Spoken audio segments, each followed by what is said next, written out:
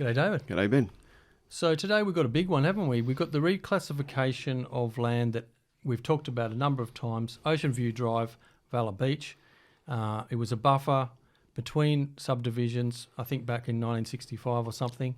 And, the local residents really loved it as a wildlife corridor, zoned recreation, and an important buffer when it Valla Beach, very much growing area, and every little bit of wildlife corridor matters. So that, you're exactly right. That's the process. We had a bit of land, 1965, 57 years ago.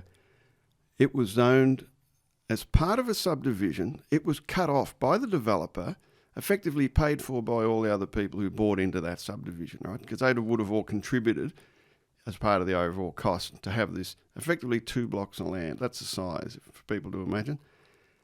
That should have remained in public open space. We had this thing, it's been going on for a couple of years. As we're about to break, exclusively on your show, the council wanted to sell it. They went through all the process, all the community consultation process, which we will discuss. It's gone to the minister, and the minister, Ben, has knocked it on the head because council didn't take due consideration of the community consultation. Well, it's a big revelation, isn't it? So, this was a pretty big process too, wasn't it? Because I think because of some administrative error, we had to have the 2 public hearings. It's been voted on at meetings twice. Council have had to come back with their recommendation, as well as this consulting firm from Woolgoolga, Locale Consulting, when they held the forum. The last forum I attended November last year, and 24 people were in attendance, 10 were speaking for it. And we just had these huge partitions of people saying that we value this public open space. Yeah, they were speaking in favour of keeping that public open space. There's no question about that. The process was run twice. Personally, I think it was a timing issue. So that first process, 600 people plus opposed it. Petition, speaking to the council, lobbying councillors. That ran out of time. The council wanted to sell it. Back to the minister. You've messed up your paperwork. Start again. So they start again. 600 people plus opposed to it. Not one person in favour. Like Valla doesn't probably have many more than 600 people. They're all again it, 100%. Public open space. Council, crunch. No, you're all NIMBYs. We're going to sell it.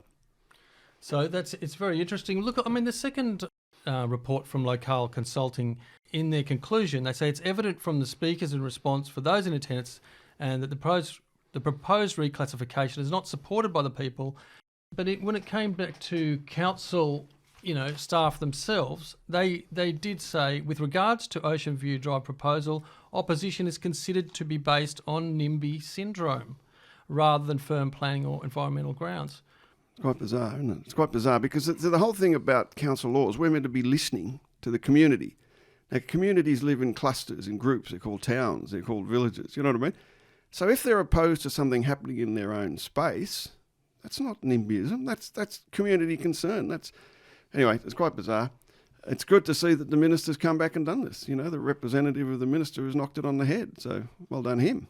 It's one of the rules of local government. It's one of the rules of state government. Do not sell public open space. I've been around local government now on and off for 10 years.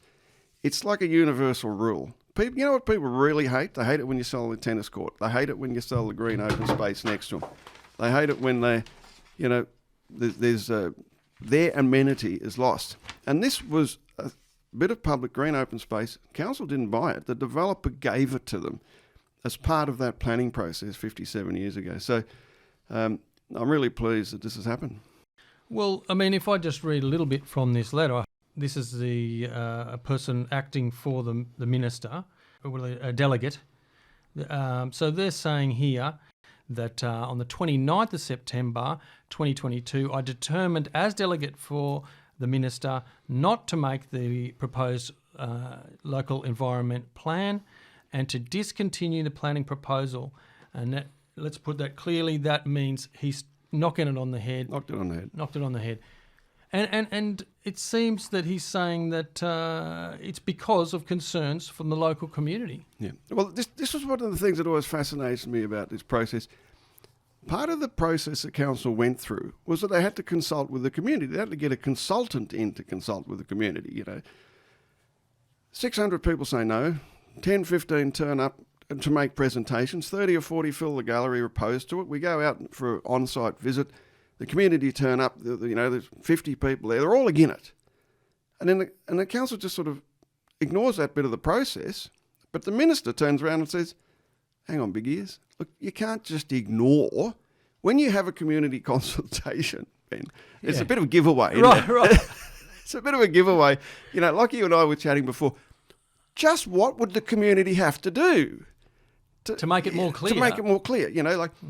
Nearly the whole population signed a petition. 10% have turned up to on-site and council meetings. 10 of them, which were clearly chosen to speak, have all opposed it. What part of community consultation didn't we get there, So it's not just a tick-the-box exercise. I mean, let's just talk about the 17th of March. I believe that's when the second meeting was on. Now, we've got 3 councillors opposed to selling the land. That's, correct me if I'm wrong, Martin Ballingarry, David Jones, yourself, and Susan Genvy. And I think we had a lot of councillors who voted, all voting to sell community open space. Yeah, and I think that's what the community are really concerned about.